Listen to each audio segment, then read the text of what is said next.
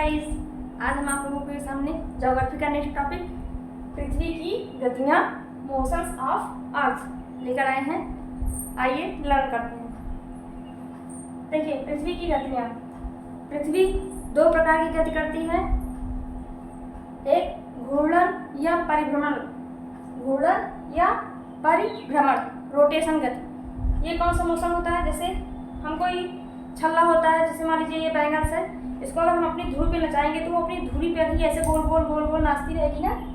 तो उसी को जो अपने धुरी पर जब पृथ्वी गोल गोल घूमती रहती है तो उसको हम क्या कहते हैं? घूर्णन या परिभ्रमण या रोटेशन मोशन। और जब पृथ्वी अपनी धुरी पर नाचते नाचते, अपनी धुरी पर नाचते हुए ऐसे गोल गोल गोल गोल सूर्य का एक चक्कर पूरा करती है, तब उसको हम लोग कहते हैं परिक्रमण या वार्षिक गति या रिवोल्यूशन। फिर से देखते हैं, जैसे ये हमारी पृथ्वी है, ये अपनी धुरी पर 23.5 डिग्री झुकी हुई है और यह अपने धुरी पर ही ऐसे घूमती रहती है। जो अपने धुरी पर मतलब अपने अक्ष पर ऐसे घूमती रहती है उसको हम लोग कहते हैं घूर्णन गति या रिवोल्यूशन इंग्लिश में। और जो अपने धुरी पर ऐसे घूमते घूमते घूमते घूमते जो सूर्य का परिक्रमा करती है, सूर्य की परिक्रमा करती है ना पृथ्वी, तब उसे कहते हैं परिक्रमण या वार्षिक गति या रिवोल्यूशन। आई थिंक आपको समझ में आ रहा होगा। चलिए हम स्टार्ट करते हैं। इसके माध्यम से पृथ्वी की गतियाँ, इसके माध्यम से ऋतु परिवर्तन होता है। जैसे हम लोग देखते हैं ना ऋतु परिवर्तन की, गर्मी का सीजन, अब ग्रीष्म ऋतु, शरद ऋतु, वसंत ऋतु, उसे वही ऋतु परिवर्तन होता है। किस लिए होता है पता है? जो पृथ्वी अपनी धुरी पर घूमते हुए ऐसे सूर्य के चारों ओर चक्कर लगाती है ना, परिक्रमा करती है, इसी कारण क्या होता है? ऋतु परिवर्तन होता है। और जो अपनी धुरी पर ही घूमती रहती है, इस कारण दिन रात होता है और ज्वार भाटे का आना तथा सूर्य व चंद्रग्रहण का होना। आगे देखते हैं ज्वार भाटा क्या होता है। ज्वार भाटा वे सागरीय तरंगे हैं जो पृथ्वी, चांद और सूर्य के आपस के आकर्षण से उत्पन्न होते हैं। जब समुद्री जल ऊपर उठता है तब इसे ज्वार कहते हैं, और जब नीचे गिरता है तो भाटा। फिर ऊपर उठा तो ज्वार, नीचे गिरा तो भाटा, ज्वार भाटा, यही है ज्वार भाटा। आगे देखते हैं, ज्वार भाटा में सागरीय तरंगे हैं जो पृथ्वी, चांद और सूर्य के आपस के आकर्षण से उत्पन्न होते हैं। जब समुद्री जल ऊपर आता है तो ज्वार, और जब नीचे जाता है तो भाटा कहते हैं। सूर्य ग्रहण क्या होता है? देखिए, जब सूर्य और पृथ्वी के बीच चंद्रमा आ जाता है तो क्या कहते हैं उसे? सूर्य ग्रहण। इसकी ठीक है समा। क्या ठीक है? समा। देखिए, जैसे आप लोगों को पता है सूर्य क्या है? एक तारा है। अभी हम सौर मंडल नहीं पढ़ा है ना, नेक्स्ट टॉपिक वही पढ़ाते हैं, सौर मंडल। देखिए, सौर मंडल में क्या होता है? जो सूर्य होता है वो किसी का चक्कर लगाता है? नहीं लगाता ना। और जो पृथ्वी होती है वो सूर्य का चक्कर लगाती है, क्योंकि पृथ्वी प्लैनेट एक ग्रह होता है। और जो पृथ्वी है वो सूर्य का चक्कर लगाती है, और जो चंद्रमा है वो पृथ्वी का चक्कर लगाता है। सूर्य किसी का चक्कर नहीं लगाता, क्योंकि सूर्य सौर मंडल का मुखिया होता है। सूर्य एक तारा भी है। देखिए, जो सूर्य है ये किसी का चक्कर नहीं लगाता। तो एक बात हमको समझ लेना है कि सूर्य क्या होगा? अपने स्थान पर स्थिर रहेगा, क्योंकि ये किसी का चक्कर नहीं लगाता, ये स्थिर रहेगा। पृथ्वी इसका चक्कर लगाती है, और जो चंद्रमा है वो पृथ्वी का उपग्रह है, तो चंद्रमा पृथ्वी का चक्कर लगाती है। तो सूर्य क्या है? स्थिर रहेगा। सूर्य ग्रहण में भी और चंद्र ग्रहण में भी, सूर्य ग्रहण में भी और चंद्र ग्रहण में भी सूर्य क्या है? स्थिर। अब देखिए, यहाँ पर भी हम क्या डालेंगे? Sun. M for moon, E for earth होता है, लेकिन हम यहाँ पर ट्रिक के लिए ए फॉर अर्थ ला रहे हैं, केवल ट्रिक के लिए, आपके समझने के लिए। अब देखिए, जब सूर्य और पृथ्वी के बीच में चंद्रमा आ जाती है, इसमें बहुत कंफ्यूजन होता है एग्जाम में, तो एक तो हम ऐसे टिक ऑप्शन से क्लियर कर लेंगे कि सूर्य किसी का चक्कर नहीं लगाता है, तो सूर्य तो स्थिर रहेगा। तो सूर्य और पृथ्वी के बीच में चंद्रमा आ जाता है तो सूर्य ग्रहण, और सूर्य शाम, इसकी ठीक है चंद्र ग्रहण की ठीक है शाम। क्या ठीक है? शाम। देखिए ऐसे ही देख लेते हैं, चंद्रमा कब निकलता है, शाम को। चंद्रमा कब निकलता है, शाम को। इसको भी छोड़ देते हैं, चंद्रमा शाम को निकलता है तो ठीक होगी SAM, शाम। शाम मीन्स सन, मून, अर्थ। देखिए जिसको आता है उसको बहुत अच्छी बात है, लेकिन जिसको नहीं आता है उसके लिए हम इजी वेज बना रहे हैं। एकदम बेसिक से स्टार्ट ही कर रहे हैं, बहुत डीपली पढ़ाएंगे भी नहीं, बस बेसिक स्ट्रक्चर जितना एग्जाम में, मेन एग्जाम में पूछा जाता है, बस उतना ही। देखिए चंद्रग्रहण, चंद्रमा कब निकलता है, शाम को निकलता है, इसकी ठीक हो गई शाम। सन स्थिर रहेगा दोनों में, आपको ही पता है, अभी हमने बताया कि सूर्य किसी का चक्कर नहीं लगाता। तो चंद्रग्रहण की ठीक, चंद्रग्रहण पूरा ठीक से लिखी नहीं है, चंद्रग्रहण, चंद्रग्रहण की ठीक हो गई शाम, सन, मून, अर्थ। जब सूर्य और चंद्रमा के बीच में पृथ्वी आ जाए तो चंद्रग्रहण, और जब सूर्य और पृथ्वी के बीच में चंद्रमा आ जाए तो सूर्य ग्रहण। ठीक है, देखिए इसको हम पकड़ लेंगे तो ये अपने आप बन जाएगा, इसको इधर कर देंगे, इसको इधर कर देंगे तो अपने आप समझ लेंगे इतना आप लोग। ठीक है, आई थिंक समझ में आ गया आपको। देखिए सूर्य ग्रहण, जब सूर्य और पृथ्वी के बीच चंद्रमा आ जाता है, समा, सूर्य पृथ्वी के बीच चंद्रमा आ जाता है, ट्रिक के लिए है, नहीं तो ये फॉरवर्ड होता है तो हमको भी पता है, लेकिन हम शाम ट्रिक के लिए इसको बनाए हैं।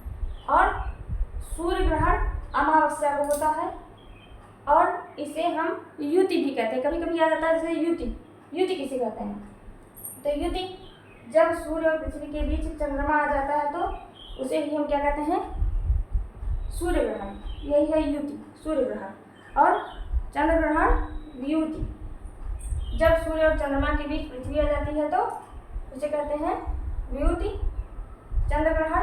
और ये चंद्र ग्रहण कब होता है, पूर्णिमा को, सूर्य ग्रहण अमावस्या को। आगे बढ़ते हैं, घूर्णन, रोटेशन। ये जो घूर्णन होती है इसी के कारण क्या होता है, उल्टा लिख रहे हैं, दिन और रात, दिन और रात किस कारण होता है, घूर्णन गति के कारण। पृथ्वी अपने अक्ष पर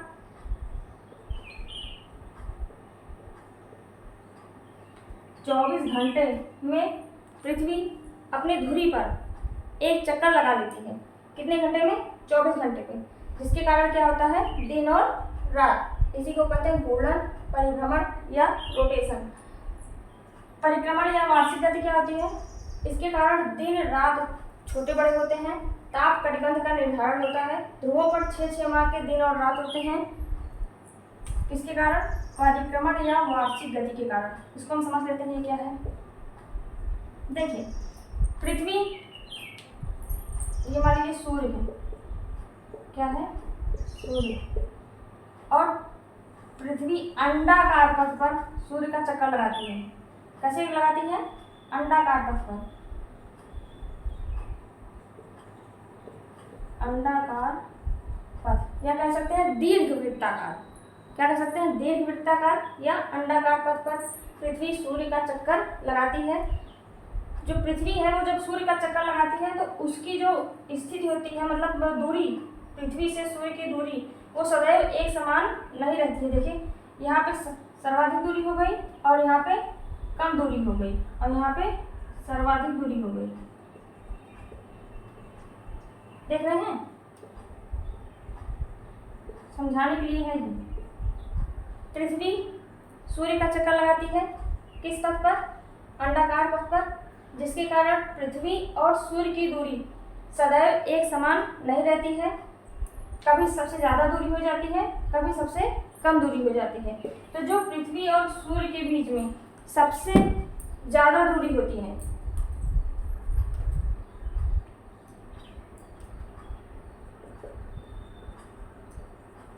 सूर्य और पृथ्वी के बीच सर्वाधिक दूरी कब होती है, सूर्य और पृथ्वी के बीच सर्वाधिक दूरी, यह हमने लिख दिया है 4 जुलाई, 4 जुलाई। और सबसे कम दूरी सबसे कम दूरी, सूर्य और पृथ्वी के बीच सबसे कम दूरी कब होती है? 3 जनवरी। इस घटना को हम लोग क्या कहते हैं? अपसौर। ये एग्जाम में कई बार पूछा गया है, अपसौर। और इस घटना को क्या कहते हैं? उपसौर। देखिए यहाँ से ले लेंगे सौर, सौर, ठीक है। और अप मीन्स ज़्यादा, ज़्यादा हो जाएगा 4, और उप मीन्स कम, जैसे उपराष्ट्रपति हो गया, उप प्रधानमंत्री हो गया। उप मीन्स हो गया कम तो 3, और अप मीन्स हो गया तो 4। और जनवरी, जुलाई, जुलाई में 1 2 3 4, जनवरी में 3 1 2 3। इतना हम ट्रिक वाइज थोड़ा बहुत कैसे बता सकते हैं, ठीक है। उपसौर की घटना कब होती है? 3 जनवरी। क्या है उपसौर? जब पृथ्वी सूर्य का चक्कर अंडाकार पथ पर कर रही है, तो जो पृथ्वी है और सूर्य है उनके बीच सबसे कम दूरी, उसी को कहते हैं उपसौर की घटना। और सूर्य और पृथ्वी के बीच की सबसे ज़्यादा दूरी, उसको कहते हैं अपसौर। 4 जुलाई, ठीक है। आगे देखते हैं कर्क संक्रांति। ये क्या होती है? 21 जून को। 21 जून को सबसे बड़ा दिन। चलिए इसको समझ लेते हैं। कर्क संक्रांति, देखिए मान लीजिए ग्लोब है, ये भूमध्य रेखा हो गया इक्वेटर, ये हो गया कर्क रेखा, ये हो गया मकर रेखा, ठीक है। इतना हम समझ सकते हैं। 23.5 डिग्री उत्तरी गोलार्ध, 23.5 डिग्री दक्षिणी गोलार्ध, ठीक है। ये हो गया उत्तरी गोलार्ध, ये दक्षिणी गोलार्ध। हमने ग्लोब में पढ़ाया था, आपको समझ में आया होगा आई थिंक। देखिए ये मान लीजिए सन है, क्या है? सन। ये पृथ्वी है, पृथ्वी का काल्पनिक स्वरूप। अब देखिए यहाँ से सीधा ऐसे लंबवत चमकता है। सूर्य की किरणें जब पृथ्वी पर कर्क रेखा पर से लंबवत चमकती है, तब यहाँ पर सबसे बड़ा दिन होता है उत्तरी गोलार्ध में। और उत्तरी गोलार्ध में क्या होता है? सबसे बड़ा दिन और सबसे छोटी रात। कब होता है? 21 जून को। 21 जून को जब सूर्य कर्क रेखा पर लंबवत चमकता है, तो सबसे बड़ा दिन 21 जून को और सबसे छोटी रात होती है। और जब सूर्य मकर रेखा पर ऐसे लंबवत चमकता है, तो यहाँ पर 22 दिसंबर दक्षिणी गोलार्ध, ये दक्षिणी गोलार्ध है ना, 23.5 डिग्री दक्षिणी गोलार्ध, तो 22 दिसंबर को सबसे बड़ा दिन और सबसे छोटी रात। दक्षिणी गोलार्ध में 22 दिसंबर को सबसे बड़ा दिन, सबसे छोटी रात। और जब सूर्य कर्क रेखा पर उत्तरी गोलार्ध में लंबवत चमकता है, तो 21 जून को सबसे बड़ा दिन और सबसे छोटी रात होती है।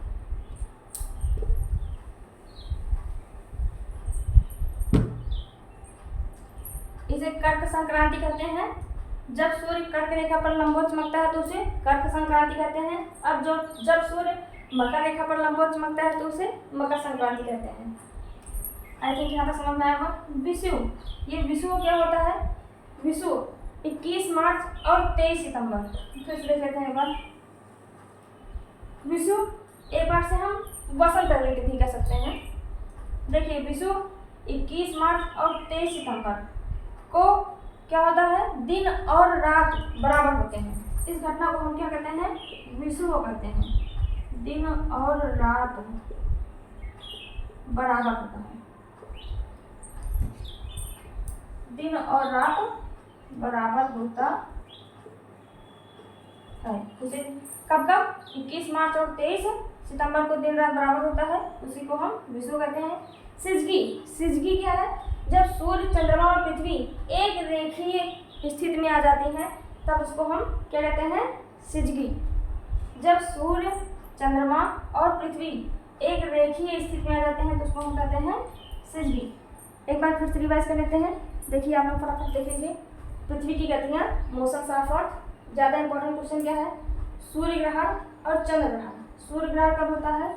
जब सूर्य और पृथ्वी के बीच में चंद्रमा आ जाता है, तब उससे हम सूर्य ग्रहण कहते हैं, या अमावस्या की रात को होता है। चंद्र ग्रहण जब सूर्य और चंद्रमा के बीच में पृथ्वी आ जाती है, या पूर्णिमा को होता है, इसे हम चंद्र ग्रहण कहते हैं। घूर्णन या परिभ्रमण क्या होता है? जब पृथ्वी अपने अक्ष पर या अपने धुरी पर ही घूमती रहती है, तो वो एक चक्कर पूरा करने में 24 घंटे का समय लेती है। इसी कारण दिन रात होता है, उसी को हम पृथ्वी की दैनिक गति भी कहते हैं या घूर्णन गति भी कहते हैं। परिक्रमण या वार्षिक गति क्या होता है? देखिए, ये पृथ्वी जो है परिक्रमण या वार्षिक गति कितने दिनों में पूरा करती है? जैसे 24 घंटे पूरा करती है ना, तो ये 365 दिन 6 घंटे में पृथ्वी सूर्य का एक चक्कर लगाती है। 365 दिन 6 घंटे में पृथ्वी सूर्य का एक चक्कर लगाती है, जिसके कारण कौन सी गति होती है? वार्षिक गति। एक साल में ना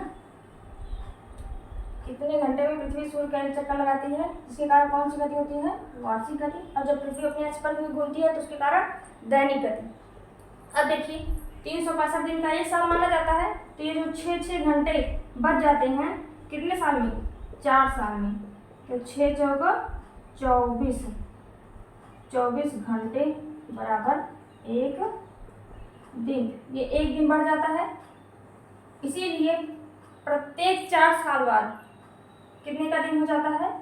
366 दिन, जिसे कहते हैं हम लोग क्या कहते हैं? Leap year. आप लोगों ने पढ़ा होगा ना रीजनिंग भी पढ़ाएंगे, मजा आएगा जब पढ़ाएंगे तब। 366 दिन लीप ईयर, ठीक है। कैसे होता है आपको अभी पता है ना? ये देखिए, 365 दिन 6 घंटे, 6 घंटे प्रत्येक साल वृद्धि होती है, तो 6 चौक 24, 4 साल में 24 घंटे, एक दिन, 366 दिन लीप ईयर। फरवरी 28 का महीना जो होता है 29 का महीना इसीलिए हो जाता है। आगे देखते हैं उपसौर 3 जनवरी। जब पृथ्वी सूर्य का चक्कर अंडाकार पथ पर लगाती है तो पृथ्वी और सूर्य की दूरी सदैव समान नहीं रहती है। तो जब सबसे कम दूरी होती है कब होती है? 3 जनवरी, उसी को कहते हैं उपसौर। सबसे ज़्यादा दूरी 4 जुलाई, उसी को कहते हैं अवसौर। कर्क संक्रांति 21 जून उत्तरी गोलार्ध में जब सूर्य कर्क रेखा पर लंबवत चमकता है तो उसी को कहते हैं कर्क संक्रांति, जो कि 21 जून को होता है। 21 जून उत्तरी गोलार्ध में सबसे बड़ा दिन और सबसे छोटी रात। और जब सूर्य मकर संक्रांति पर लंबवत चमकता है तो मकर रेखा पर सबसे बड़ा दिन 22 दिसंबर और सबसे छोटी रात होती है। विषुव किसे कहते हैं? 21 मार्च और 23 सितंबर। जब 21 मार्च और 23 सितंबर अर्थात दिन और रात बराबर होते हैं, उस घटनाक्रम को विषुव कहते हैं। सिजगी सूर्य, चंद्रमा और पृथ्वी की एक रेखीय स्थिति सिजगी कहलाती है। आज का हमारा क्वेश्चन आप लोग बताएंगे। 2 क्वेश्चन देते हैं, आप लोग कमेंट बॉक्स में क्वेश्चन का आंसर जरूर दीजिएगा। केवल 2 क्वेश्चन। देखिए, क्वेश्चन नंबर 1,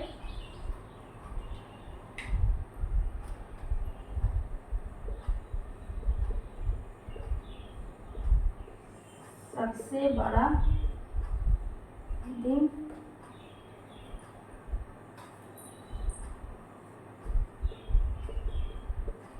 उत्तरी गोलार्ध में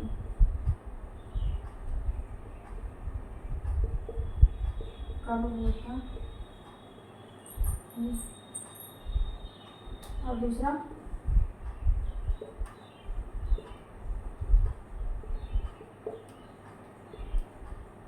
दक्षिणी गोलार्ध में सबसे बड़ा दिन कब होता है?